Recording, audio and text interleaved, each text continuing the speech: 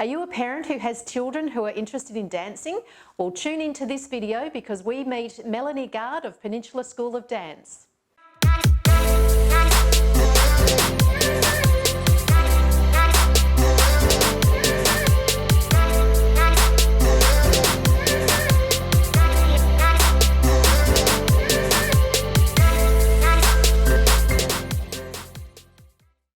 Welcome to another episode of On the Couch with McNeill Real Estate. My name is Janet McNeill and today I'm delighted to welcome Melanie Gard from Peninsula School of Dance.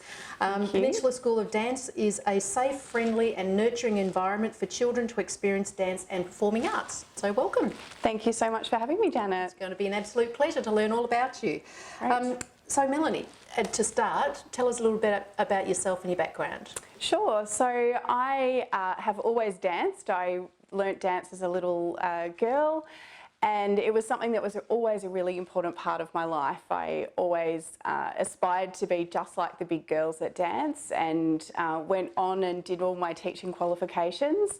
I've always been a passionate educator. I think that's something, I'm the eldest child, so you know, sometimes that's just part and parcel of being the eldest child, I think.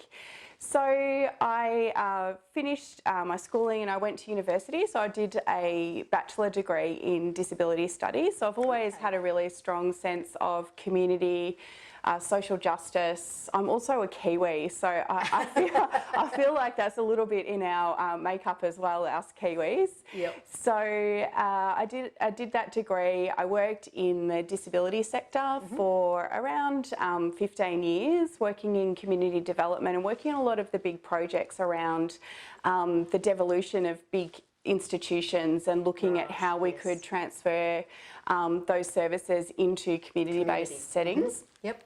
So worked on some really groundbreaking projects prior to what now we know as the NDIS. Yes. And all the while, I still kept teaching and always taught for my dance studio where I grew up in Ivanhoe. So this was pre-moving down to the peninsula in 2000. My husband and I moved down here. And I started teaching for Sandra Allen and her school in Rosebud. So I would go and teach on the weekends when I could, and then we had a baby and all those sorts of things happened. And she came and approached me and said, look, I've been running the business.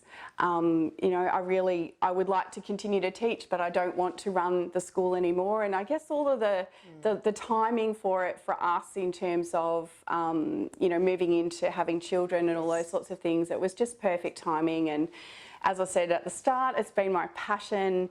Dance gave me so many skills, confidence, resilience, the ability to talk to people and present myself particularly as a young adult. So yeah, it was just all of the lining of the things that came together. And it all worked out. It's fantastic. So we purchased the school in 2006. And we since then have moved from a community hall. We've purchased a factory in Rosebud, and we've fitted that out into some beautiful studios and spaces. And yeah, it's really my happy place. When I put the key in the door and walk in there, I just feel like it's my second home. I just adore walking in and teaching those students, and also empowering my staff and my teachers to continue on that tradition of passing on the love of dance and also all of those skills that we know that dance brings to young people. Yes. That's fantastic. So you are a local now? Yes. Well, consider you a local 20 years, so I'm hoping I cut for local status. Yes. So what do you love most about the Mornington Peninsula? Oh, I just adore living here. I think having lived down here for so long, my family still live over sort of Greensborough way. So whenever we do traipse up to the city a lot, as soon as I come back down, I just feel like I can breathe.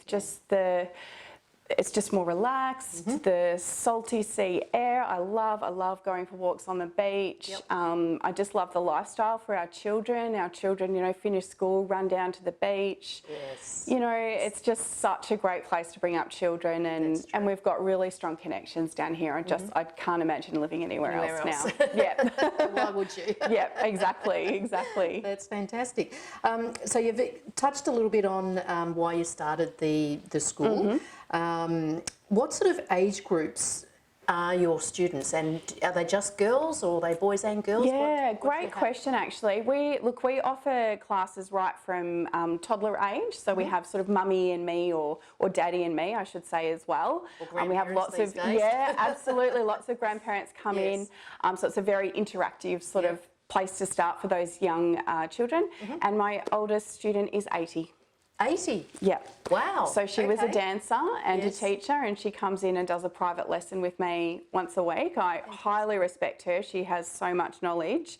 But she says to me, she said, I can't do any other kind of exercise. I just have to dance. So we do, once a week, we do a private lesson. I give her a class, and she's just so inspirational at 80 to still be doing a ballet class once a week. So the whole gamut. Yeah, that's brilliant. Yeah. Fantastic. So when children sort of come into your classes, or students come to your classes, what can they sort of expect when they join your class? Absolutely. So we really pride ourselves on being a really welcoming space, not just for the children, but also for their families. We know that when you have a baby and a young child, it's a really, it's a whole world that opens up for you, and all of a sudden you're thinking, what do I do with this little person, and how do I help them develop skills and confidence, and that's often a big thing for parents, is how do I help my child sort of navigate the world and develop those skills, getting ready for school, all those sorts of things. So we really pride ourselves on welcoming the family into the school, and we pride ourselves on working with the family to make sure that that process for the child is smooth and successful for them on all levels. So.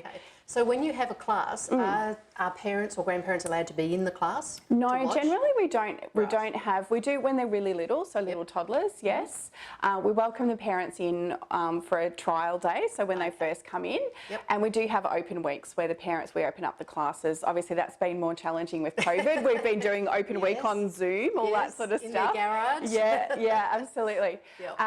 So we find generally students focus and work better without the distraction of mum and dad or a sibling, and it just creates a more cohesive class environment. But the door's certainly not closed. If anyone's got any concerns, they can always come in. Okay, that's fantastic. So what sort of, because I had a bit of a look on your website, which is very, very comprehensive, what sort of different classes are available, and how do they actually differ? You have different types of classes, but how do they, how does a child work out which one they want, that kind of thing? Absolutely. Look, we are really much based in ballet. So my training is in ballet, and we do speak of ourselves very much as a ballet school. Now, I say that because ballet is like when you learn a musical instrument, you learn your scales. Or the recorder. So you learn that baseline of dance. So ballet gives us that really strong, solid foundation of technique, the good posture, the coordination, and we find that all of our kids that do ballet easily transition into jazz, tap, hip hop, all those other styles, because ballet is like that foundation. So we do encourage that. That being said, it's not for every child. No. Some kids are like, that's not for me. So hip hop's a great one. We love that. That's fun. It's upbeat. The music's really great fun, and some kids prefer that style more. So there's a broad range, but we do really encourage that ballet foundation to begin with. Start. That's great. So obviously, again, looking on the website, the kids are all wearing all the different kinds of costumes.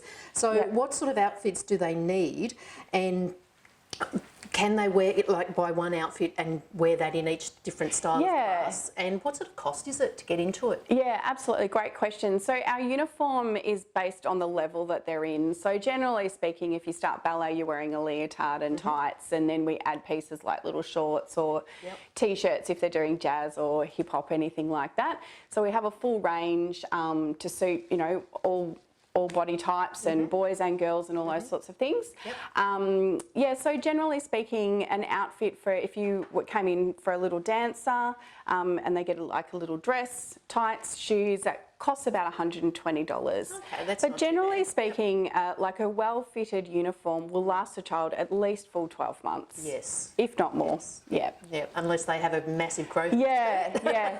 Look, the great thing about leotards is they're made from, they're really stretchy. So, yeah. That's awesome. Now, also, do your students enter any competitions, and do you actually run any competitions? Yeah, look, we don't participate in Stedfords and things like that. We do run an annual choreography competition, which has been running since the 60s. Wow. So we have perpetual trophies that date back to those years when Sandra started the school, and it's a really treasured event. Our students really look forward to, as soon as it's over, they're planning their dances for the next one. Yeah, absolutely. So when it's choreographed, who does the choreography? So it's about the students choreographing their own pieces. Really? So often in dance class, and we work towards our concerts and performances, the teacher choreographs the dance. Yep. So this is all about the students coming up with their own work, and it's amazing. It's a really wonderful event.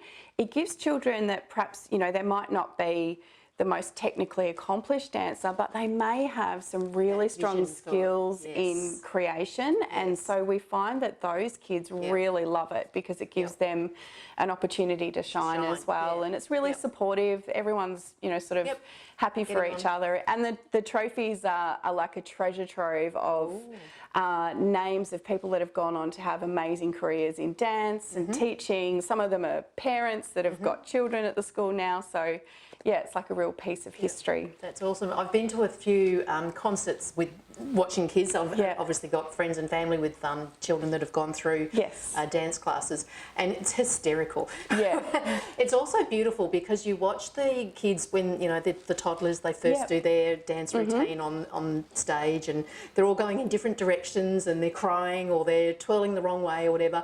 And then, each year you can see the improvement until you get to the big kids, and they're just so good. Yeah, absolutely. And that's really what it's about. It's not necessarily about creating dancers that are going to be professionals, whilst that's a great goal to have, and we do have students that go on and do that.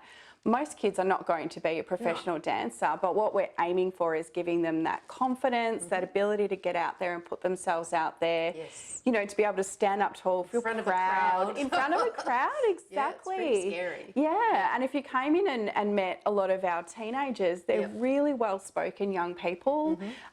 They've got great manners, confidence, an air of ability to go around and speak to adults and look them in the eye. And I think, especially now, when we see, I guess, young people get a pretty bad rap at the moment. But honestly, if you came in and met our young people, you'd just be so impressed. They impress me every day. Good. They're wonderful. Good. Yeah. Okay.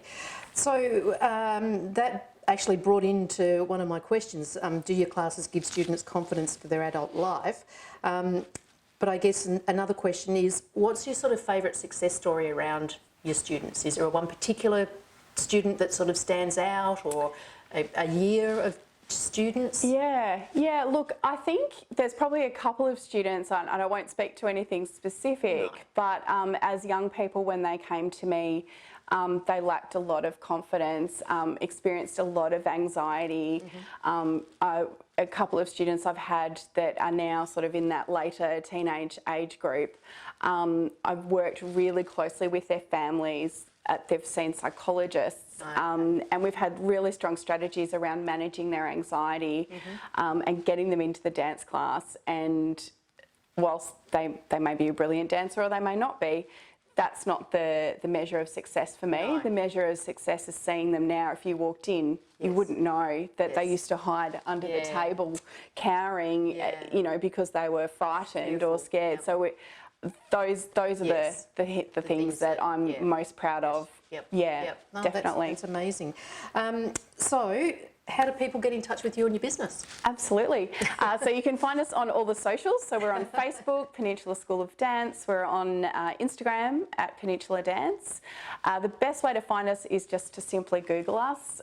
We have, actually, I should give Gren Design, a company based here in Mornington, do our website. Wonderful job they do. And our website has every possible way to get in contact. There's contact forms. You can just click on the link there. So it's peninsuladance.com.au. Yep, that's great. So, Melanie, what do you actually do when you're not working? Well, I'm a mum to 3. Wow. Yes, so they keep me really busy. They're 16, 14 and 10. So yeah, life is busy. My eldest dances, but the other 2 play football and horse riding, and so you know it's the constant ping pong between. Yeah, the mum, or you're driving the kids here, there, and everywhere. And when do you have time for yourself? Yeah, well, it's getting a little bit easier as I get older now that they're all at school. I love walking, so I go on a walk every morning down along our beautiful beaches. I'm just about to do a 35-kilometre walk in a couple of weeks. So setting myself goals like that that certainly kept me really fit and well during lockdown last year. So yeah, I love walking and being outside and connecting with friends. Yep, yeah, that's great. That's fantastic. So thank you for joining us, Melanie. My pleasure. That concludes another episode of On the Couch with McNeill Real Estate. So thank you for watching, and we'll see you soon. Thank you for watching this interview. If you enjoyed it, please subscribe to our channel and check out our other interviews in our On the Couch series.